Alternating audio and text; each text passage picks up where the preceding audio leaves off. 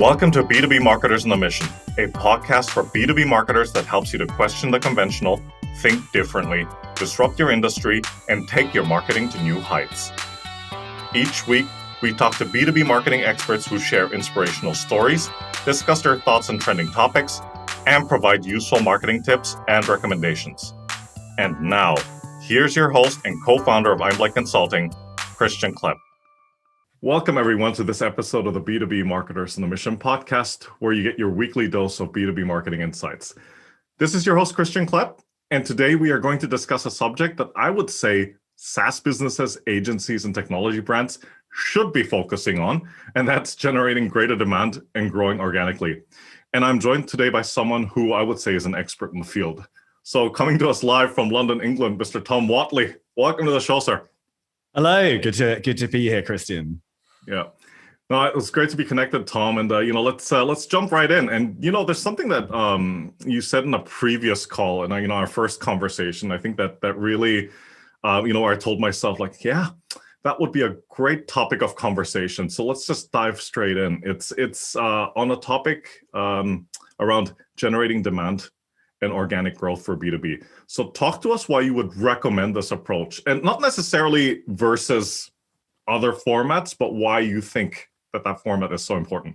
Yeah, it's interesting because when we first talked about this, you mentioned, I think you asked why I would favor it over, for example, paid or lead generation. And actually, content is like one of the best kind of supplements, or not supplements, but vehicles for everything else that you're doing. And I think the best mindset to get into is treating content as a method, a platform for communication. And when you look at it like that, it becomes fuel for any marketing or growth initiative, right? So let's take paid media as an example. It's actually a really, really good vehicle for getting a message in front of an audience that may not be too familiar with you. And there's a few added benefits here as well. Like a few of our clients have been known to actually reduce their cost per acquisition because they're using content as part of the overall customer journey. But if you look at it through that lens, you start to think, okay, how can I use content to add value to my audience, show them that we're the right people to solve their problems. And essentially, and this is a quote from Harry Dry, founder of Marketing Examples, how do I run with my audience where they're at as well and get my content in front of them? So it's all about using it as a method of getting in front of your audience where they are. And I think that's what demand generation is really all about. Now I'm gonna jump in and play the devil's advocate here. Please do. I would say you make a valid point, but while it is important, and while it has been proven that you can generate leads and business organically, there are some that would argue that you might not be able to do that quick enough. Whereas if you do it with paid, that would probably accelerate the process.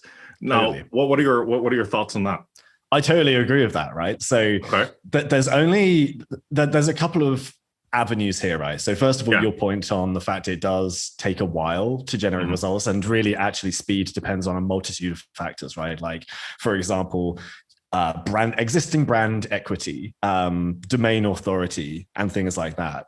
How much content you've created in the past, and whether or not it just needs a little bit of a spruce up, and that's a completely different box of frogs, which we will touch upon later. But there's also, when you're looking at creating content for the specific goal of search, right? So when we talk about organic growth, we can be talking about social, for example, but really what we're talking about is SEO, right? Getting content ranking on the SERPs for specific keywords.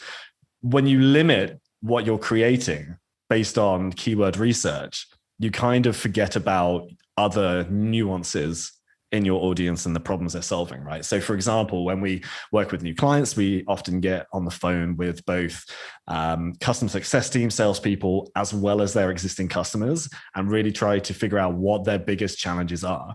And it's digging deep into that process and into their true motivations and their problems that help us figure out, okay, this is actually what makes them tick. This is what's kind of keeping them up at night.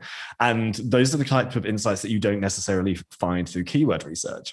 Where, coming back to your question, the great thing about paid amplification is you can get that content and that message right in front of your ideal audience and basically talk directly to those pain points, which is not necessarily something you can do just by relying on keywords. So you can have your cake and eat it too. But yeah, I think that more or less answers your question. Well, that was a great answer. And by the way, I'm stealing that one, box of frogs. Oh man, do you know what? I recently wrote it in an article, and an editor asked if I meant something else, and I think it might be a British thing. I definitely got it from an Australian friend, but yeah, please take it. Box of frogs. Yeah, box of frogs. Yeah. No, you brought up a really interesting point, and I just wanted to get back to that for a second.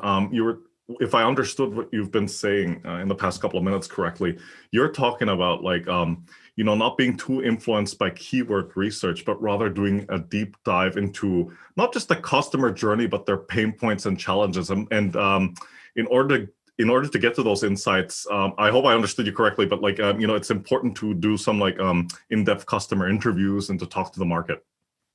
Yeah, 100%. And obviously there's a data-driven element to it as well. Sure. I think if you focus too much on just speaking to your customers to drive, what your content strategy would look like, that can kind of box you into an echo chamber. But you do need to listen to the audience and really dig deep into, all their priorities and their problems and their challenges and what they're trying to achieve. Yeah, absolutely. Absolutely. Tell us about some of the most common mistakes and misconceptions that you've seen out there that B2B companies make when it comes to generating demand and also organic growth, and what you believe needs to be done to address these. Yeah. So I kind of see demand generation as the one half of a greater whole, right? You generate demand, but you also capture demand. And I think a lot of marketers, when they think of generating demand, they forget about kind of capturing it, or maybe they get the two mixed up, right? So search is critical for the latter, for capturing demand. And that's where, we think about top of funnel content and bottom of funnel content, right? So people looking for a specific solution very proactively and you getting in front of them. But I think, because that's what inbound marketing is all about, right? But generating demand, it's about getting yourself in front of that audience where they're already at and demonstrating that you're either the right person for the job or that you have access to insights who has already solved a problem. And as I said earlier, do it in a way that runs with where they're at, which is where kind of a reverse engineered distribution approach comes from. In other words, figuring out where your audience is and how they find new information and getting that information in front of them in a contextual way. So I think when we talk about generating demand, it's important to separate it into its second cousin, capturing demand as well. And when you kind of think of it in those two different avenues, then things become a lot clearer in terms of how you create content and how you attribute it to the marketing funnel, the customer journey, or however you want to look at it, and what model you want to apply to generating awareness and then capturing that awareness and educating those people. Yeah, no, exactly. And that answer was a perfect segue into the next question, because just imagine, if you will, that you are walking somebody through this process that you've been talking about, right? Walk us through that process of generating demand and organic growth through content. So what are some of the key things that you believe that marketers, they need to take into consideration, look out for, and then hopefully also implement, right, in order to succeed and scale? Are you happy for me to give away the farm here and overshare? Please. Absolutely. Okay. So I do think developing a content strategy is like the bedrock of a content-driven demand generation approach, right? And developing that strategy for us, it kind of comes down to three phases, which is a couple of things that we've already talked about, right? Data-driven research, qualitative research, and then synthesis. So when it comes to data-driven research, what we're doing is looking at the competitive landscape, but also where these people are hanging out and what conversations they're having. So other blogs that perhaps not non-direct competitors are creating content, for example, but broader publications and obviously direct competitors, podcasts like this one, right? Say, for example, I am the ideal prospect for a software company. I'd be listening to this right now to just kind of figure out, okay, what are these people talking about? What problems are they sharing? Because we're going to be talking about my challenges later on, right? And then the community aspect as well. There are loads of communities, whether they're kind of closed or public, whether they're Facebook groups, Slack communities, the odd LinkedIn group here and there that actually does talk about stuff instead of sharing content blindly, right? What are they talking about at scale, I suppose? And figuring out how to reverse engineer, okay, these are like the pain points and the problems they're talking about. These ones may relate to what we're selling, and these are more related to, you know, their day-to-day. These are problems that they're facing. They're trying to solve this problem, or they're trying to achieve this, or if we're following a jobs to be done framework, this is what they are trying to do. And then that gives us a bunch of, you know, market-driven insights. The second part is qualitative. So we talked about that a moment ago, right? So speaking to customers, as well as the people within your organization or your client's organization, if you do this on behalf of clients, that speak to customers on a daily basis. So that's other sales reps, sales managers as well, customer success teams, even like the product marketers or the people who are developing the product, and even the founders, depending on the size of the company, right? There was a reason that they got into this market. There's a reason they built the product in the first place. Why did they start it? What problem are they trying to solve? And if you're a founder yourself, then you might be surprised that the reason that you started this company and aim to solve this problem, other people are facing very similar problems, of course, right? So it's a matter of like collecting all of that insight across the data-driven side of things, the qualitative side of things, and then synthesizing it into some material that can be used to communicate everything internally. And for us, and I guess not all of it may be appropriate, but for us, it comes down to a documented content strategy, which makes sense. So talking about what your objectives are, who you are trying to attract. So this can be, you know, just a brief description of your different audience segments. And these don't include customers, by the way. These could be content advocates. These could be people who create links and distribute content in your space. You've got to remember to create content for those, right? What you're going to be creating for them, and then where you're going to be distributing that content to, and then of course KPIs and the like. And then another thing we do as an agency is create what we like to call an audience analysis report, which is basically a breakdown of, well, it's split into two parts. The first part is kind of observations, key observations of the audience. So like, you know, what are their headaches? What are they, you know, trying to work towards? What are the true motivations underneath those goals as well? And then what they love about the product or service that essentially we're trying to sell with content. That's what it comes down to, right? Who are we trying to persuade, and how do they get value from the product already? And as an agency, that just helps us kind of, well, first of all, demonstrate to a client that we get their audience, but also just kind of keep that as our true north. You know, these are the people that we're talking to, and these are the kind of like the pain points that, you know, we're trying to help our audience to solve. And then everything else comes down to, you know, more specific nitty-gritty stuff. So using all of that to do a ton of keyword research, and of course to develop topics and create an editorial calendar. And that is essentially like the strategy side of things. So that's kind of it in a not so small nutshell when it comes to the strategy anyway, and the foundations. Yeah, you know what? You laid that out so beautifully. I'm glad to hear. No, I hope the listeners are taking notes as you were explaining that, because quite frankly, short of stating the obvious, there are a lot of moving parts. And I think you brought it up in the past couple of minutes, and it just jumped out at me again. It's about like, you know, it could get overwhelming. You know, you've got so much data, you've got so much information, you have so many areas to look at, but you have to, again, look towards your, as you said, your true north, right? Like, what are your priorities? What is it that you're trying to achieve, right? With all of this, right? And develop that framework that will help you to, well, not just push out the right strategy, but generate the right results too. Right? Precisely, 100%. Okay, right. I'd like to get your thoughts on this. So this is one of those thought pieces, right? WordStream wrote an article, and it highlighted 7 of the largest content marketing trends to watch out for in 2021. So I'm just going to read them to you, and I'd like to get your thoughts on them, like whether you agree, disagree with them, you think that there's anything else that needs to be added, right? So here are the 7 trends. Building content communities, kind of a little bit back to your point about these groups, right? And they're posting or curating content. Going live with video and webinars. improving content experience. I think that one's kind of a given, right? Focusing on products and services. Here's an interesting one. One that I'd be curious to know a little bit more about: testing AI-powered copy. Doubling down on SEO and repurposing content across channels. Your thoughts on the above? Anything that you'd add? Anything you agree or disagree with?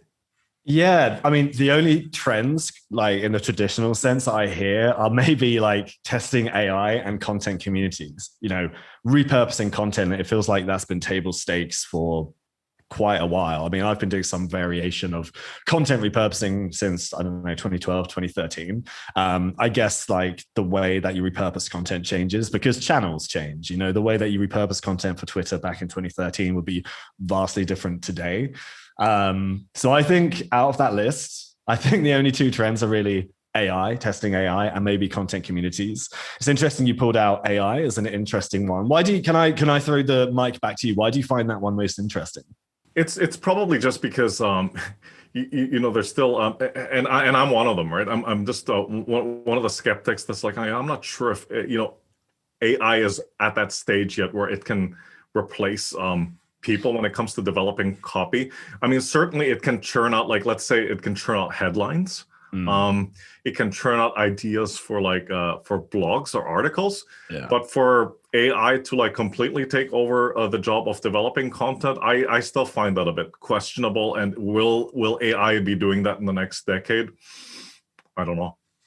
Yeah. So I think to your point, I totally agree. I think it's great for perhaps creating microcopy, right? So like small snippets for, I don't know, feature pages on a website perhaps, or giving you the foundational building blocks for a Facebook ad. I don't see that it's going to be writing effective long form content anytime soon. And there's a big reason for this. I think that content is suffering from a problem.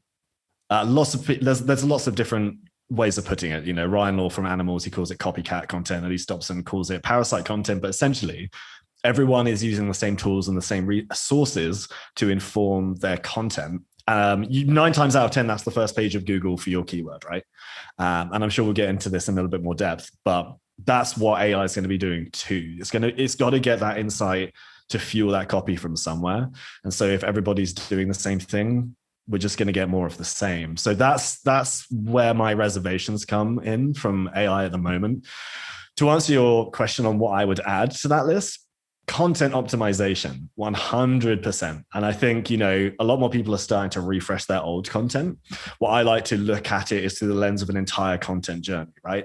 So for example, you're trying to increase click-throughs from page 1 of Google. Let's say you're at position 4, you're getting a boatload of impressions, but click-through rates are low. Let's look at how to optimize our metadata and our page title. Perhaps we're looking at a Hotjar and there's a percentage of articles where nobody's really reading past the introduction.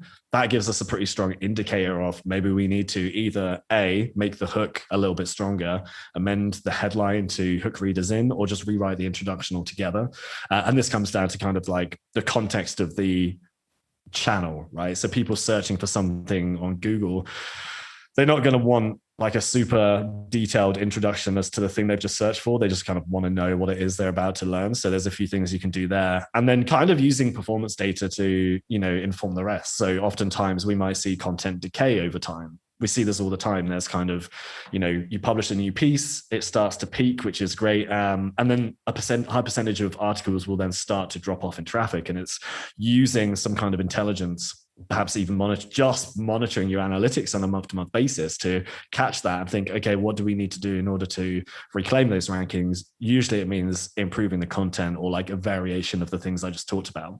I'm so bullish on this. We've just started kind of like creating this content intelligence tool internally at Grizzle, where we literally measure all of these things that I've just mentioned, SERP performance, content engagement, where content is ranking for that primary keyword, but also, you might find that a piece of content is ranking for a more competitive keyword. And I've got a good example of this, right? So we produced an article around display ads back in 2019. It's targeting the term was, what are display ads, right?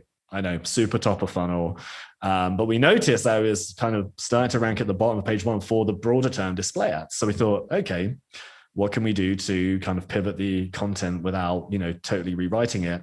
Added a few new sections, and in a month, it ranked number 3 for the term display ads. And then shortly after that, it was like at the number 1 position. And I think, wow, quote me if I'm wrong, I think it's still there. So it's just kind of like reacting to the data, and just looking for those opportunities, right? Like we wouldn't have known to do that if we weren't kind of monitoring what was happening. And it's just a matter of, I don't know, acting upon that data. And if it is a priority, then going for it. And obviously increase search traffic for sure. But we did manage to, maintain conversion rates from that article as well, which you might be surprised about considering it's so top of funnel. Yeah. Yeah, no, those are really some great points. And you said something earlier which kind of jumped out at me, so I want to throw that back at you. Video content. I mean, people are always talking about it now. What are your thoughts on that? I mean, I don't think that videos are probably not going to replace the written word anytime soon, but they are gaining increased. Well, popularity is not the right word, but they have displayed their usefulness in many ways. Yeah, definitely. Again, video is not much of a trend. Actually, no, I tell a lie. I think more B2B firms are now getting a little bit more bullish on video. And I think that the increased popularity in YouTube, if you could call it increase, it's been popular for years and years and years, right? But I think B2B marketers are really starting to clock on to the power of, say, YouTube and using video as a supplement for written content as well. Considering the fact that YouTube's the world's second biggest search engine, right? It's a great kind of opportunity for many industries to capture inbound search demand if traditional SEO is saturated. It can also help do both. We helped a client create quite a I guess you could call it a bottom of funnel piece of content. It was an incredibly competitive keyword. We're just scraping the bottom of page 1 and we've never really managed to bump it. But they decided to kind of hire some internal video production resources, and they created a video around this keyword because it's so, product driven, right? That video is at the top of page 1 of Google for that keyword in the little kind of video strip at the top. And it generates a lot of, views from YouTube as well. So there's definitely it's definitely at the intersection of SEO, video marketing and SEO. There's definitely an overlap there. That's what fascinates me about it the most. Yeah, no, fantastic. I'm going to do my best in this next question not to bring up that evil word, right? And okay. I'm just going to ask you, in the past 12 to 14 months, in your area of expertise, what are some of the changes that you've seen? Yeah, so I have 2 answers to this. First, from a content marketing perspective, everybody's now investing more into it, right? No one could really do events. No one was, walking around outside in the world. So, out of home advertising, that's gone to an extent, right? I think we definitely saw more and more people investing in content. And that means that the competition on quality and attention rose incredibly quickly. There are a few front runners in the industry who were kind of talking about this before, and it was even more important now. Similarly, from an agency perspective, because more people are investing in it, we've generated more interest. We've kind of naturally grown over the last 14 months, which is great, unfortunately, because it's still a pandemic. But similarly, the competition for acquiring talent is incredibly tough right now. We're finding it, very difficult to get the attention of, the right talent. And there's a couple of brands out there who are doing a really good job of, developing their employer brand. Just look at a UK-based digital PR agency called Rise at 7. They are doing a terrific job at that. But it's still something that we're figuring out. So that's definitely something that's changed for us. It's not as easy to, reach out to someone and say, hey, do you want to write for us? They're busy. This next question, I would have said, in under normal circumstances, we'd go to Hyde Park, you get up on your soapbox and you deliver a speech. But always wanted to do that. Seeing that it's not possible right now. I'd just like to ask you, a status quo or a commonly held belief in your area of expertise that you passionately disagree with, and why? Like if people tell you that and you say, no, that's complete bollocks. Yeah. Okay. So mine would have to be, it would definitely have to be around how top of funnel content doesn't work for B2B, at least when it comes to generating conversions, right? Or it doesn't work when reaching a strategic audience. A lot of that, you know, there are a few opinionated figures in the space. Everyone has their own methodology, right? It works, of course, because if it gets results, of course, you're going to want to talk about your methodology. However, I don't think it's one size fits all. And this one size fits all is definitely one that grates on me, which is, you know, people searching for, I don't know, sales pitch. You know, sales managers aren't going to be interested in content around a beginner's guide to a sales pitch, right?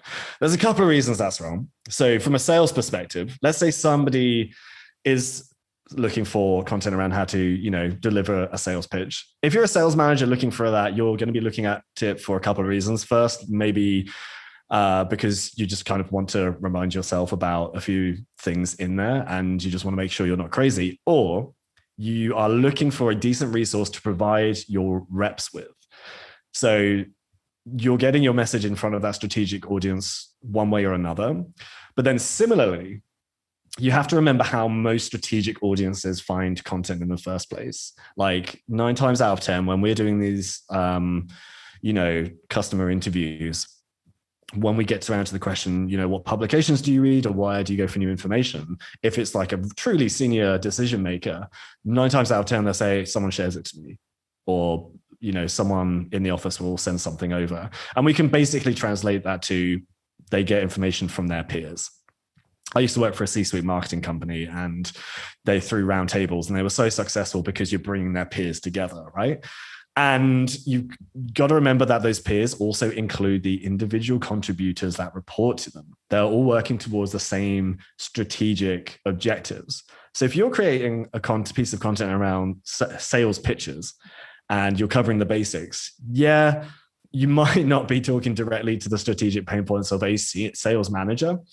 But first of all, you're ensuring that content's going to rank because that's what Google is looking for. But similarly, that's a platform to speak to the strategic priorities of the entire team.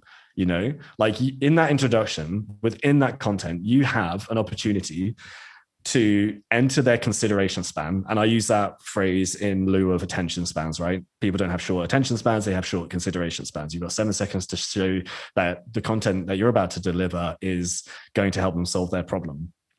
Within that 7 seconds, you can speak to the strategic priorities of that entire team, right? If I'm a sales rep and I want to impress my sales manager, I find an article, I don't know, on how to be a good SDR, and it's talking about some of the headaches that I hear my sales manager constantly talking about. I'm going to go, boss, have you read this? These guys are talking about this thing that we talked about a month ago. That's how content is shared from a strategic perspective. Now, I'm not poo-pooing on the fact that you should, you know, not be focusing on bottom of the funnel content, you know, comparison pages and that kind of stuff. There's definitely a place for it, but I think the more people stray away from top of the funnel content, I think it leaves, you know, a lot on the table. And of course, you know, you Google a term and you look at the content, 9 times out of 10, for most of us in the B2B space, it's not going to be very good. Oftentimes we wonder how it ranked in the first place. But yeah, there's definitely a place for it because that's how people kind of look for content, share content. You just got to think about the context of the audience and what they're looking for. Yeah, that's absolutely right. You mentioned something that grabbed my attention. So it's not just about the the sharing of content and what have you, and referrals or recommendations by colleagues in the industry, but it's also going back to knowing who the target audience is table stakes. It's understanding why they're your target audience, right? Yeah. What they're looking for. Put yourself, I'm going to use this metaphor, put yourself in their shoes, right? A day in the life of, right? Yeah. What would I be looking for if I were in that particular position and why, right? Exactly. All right. Tom, I'm going to ask you to stay on that soapbox a little bit longer. Advice that you would give people out there, right? When it comes to, again, generating greater demand and growing organically. What is the one thing you think people should start, and the one thing you think people should stop doing? For the love of God, stop doing this. Right? So I think it kind of overlaps with your last question upon pet peeves. People should really, they got to stop the old school outreach and the old school distribution techniques, man. Like, I still get emails in my inbox about a piece of content I wrote a year ago that links to an article I haven't thought about in as much time, asking me to link to one of their pieces of content instead. I mean, there are still some pretty prominent, I got an email this morning from an outreach specialist from a pretty well-known SEO technology brand.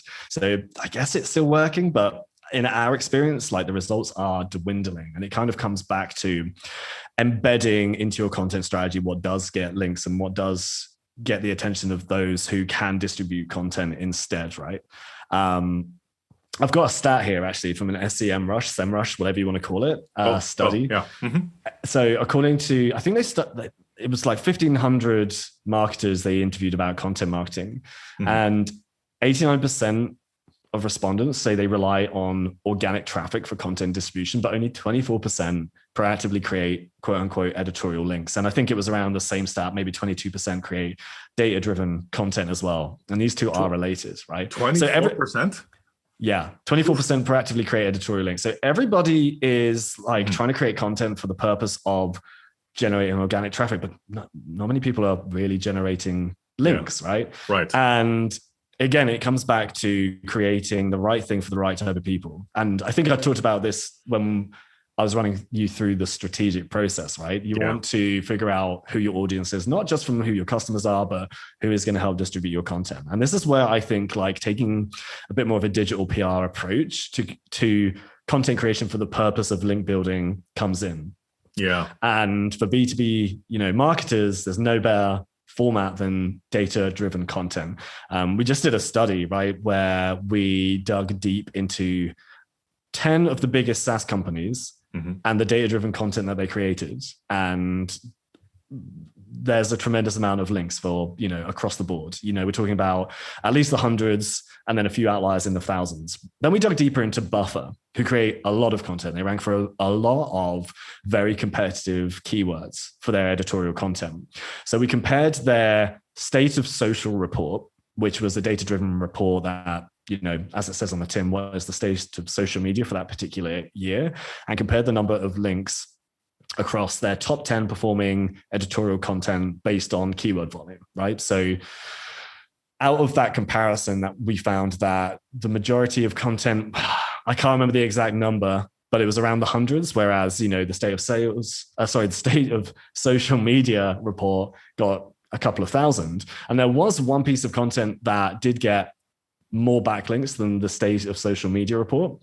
But when we dug deeper into that data, it was like 290% times faster to get links to that data-driven report than it was to that editorial-driven piece of content. So people like linking to proprietary research. And I think I'm just going to go into the deep end a little bit here. When people think of data-driven research, they think of, doing a survey, just like the SEMrush I mentioned, I mentioned, right? So 1,500 people, asking them a bunch of questions and collecting data. And that takes months and months to do. However, depending on what industry you're in, you can just access publicly available data and create a commentary around that instead. Much like the data that I just talked about around Buffer. It just took a little bit of digging. We've created a really good piece of content. We only published it this week, so I can't talk to you about actual results, but come back to me in a month and hopefully, we'll see something. So, but what I mean, like the point is creating that piece of content, kind of wrangling the data and creating, I think there's about 3 small little infographics that we can use for our kind of journalist and digital PR outreach. Took a week to put, it took about a week and a half to put together. So it doesn't need to cost a lot of money and take months and months to do. So stop wasting time on old school outreach techniques and start creating stuff that people actually want to link to. Hear, hear. Mic drop, I guess. Yes, indeed. No, Tom, this has been such an interesting, thought-provoking, and an extremely enjoyable conversation. So please, I've had fun, yeah. Yeah, no, please come down from the soapbox now and introduce yourself to the crowd. Absolutely. So my name is Tom Whatley. I'm the CEO and founder of a content marketing and SEO agency called Grizzle, where we help mainly SaaS and software companies basically do all of the things I've talked about in this episode, right? So developing a content strategy, producing what I like to think is pretty sheer hot content, and of course distribute it. And of course you do. I mean, I wouldn't have been doing it for 5 years if I didn't. Sure. And you've got your own podcast as well, right? Yeah, it's on a bit of a hiatus at the moment. We're doing a lot of internal operations stuff at the agency, which is taking all of my effort. But season 2 will be coming out soon. The podcast is called Demandist, Demandist, on Spotify and Apple Podcasts. Fantastic. Thanks again for your time, Tom. And what's the best way for people out there to get in touch with you? Yeah, search for me on LinkedIn. I'm also Tom Whatley without the A on Twitter. So TOMWHTLEY, because a senator took the handle Tom Whatley. And I know, terrible. Obviously, slightly more important than me. And you can check out my agency at grizzle.io. Fantastic. Tom, it's been an absolute pleasure. So thanks again for coming on and sharing. Take care, be safe, and talk to you soon. Yeah, right back at you, man. Thanks for having me. It's been an absolute joy. Thanks. All right. Bye for now.